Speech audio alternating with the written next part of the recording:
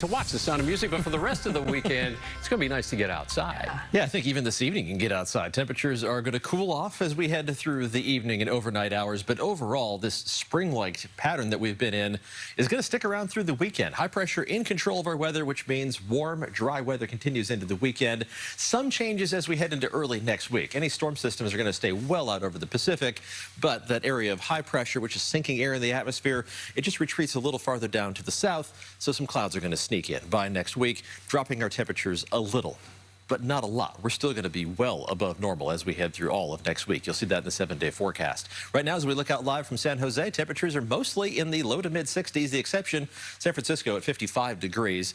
Did make it up into the mid-60s for a high temperature earlier today, but now things have cooled off. But low to mid-60s, we're less than an hour away from the sun going down. This is unusually warm for early February. We're actually going to be even warmer tomorrow. Current temperatures are about where they were 24 hours ago around the bay and along the coast, but farther inland, anywhere from 2 to 7 degrees warmer than where we were Thursday evening. I think we're even going to be a degree or two warmer once again tomorrow. Not in the morning, though. Temperatures start off mostly in the mid to upper 30s inland, the warmest spot staying right around 40 degrees. Mostly low to mid-40s around the bay and along the coast. Pretty typical stuff for early February, but tomorrow's afternoon high temperatures, anything but typical. 5 to 10 degrees above average. Not quite record-setting, but it'll feel more like the last weekend in March rather than the first weekend in February, with highs in the mid-60s around the bay, upper 60s, close to 70 degrees farther inland. So let's zoom in for a closer look. Along the coast, you're the exception to the really warm weather, but you're still going to be around 60 degrees, so that's not bad. Mid to upper 60s around the South Bay, with upper 60s, close to 70 degrees inland in the Santa Clara Valley.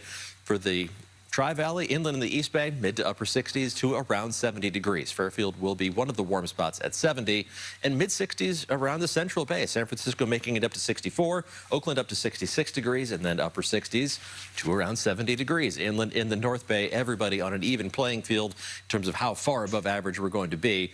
We'll get to enjoy this warm weather, and while Sunday won't be quite as warm as tomorrow, it is still going to be substantially above normal.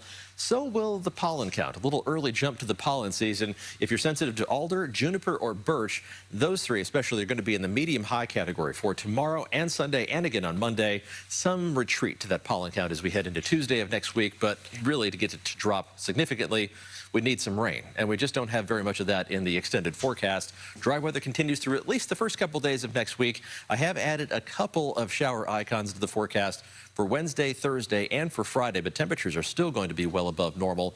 And those showers, it's not too much of a chance. By the time we hit the end of next week, there are some signs. Maybe by Friday we'll see a more active pattern shaping up, but that is a long way down the line in forecasting.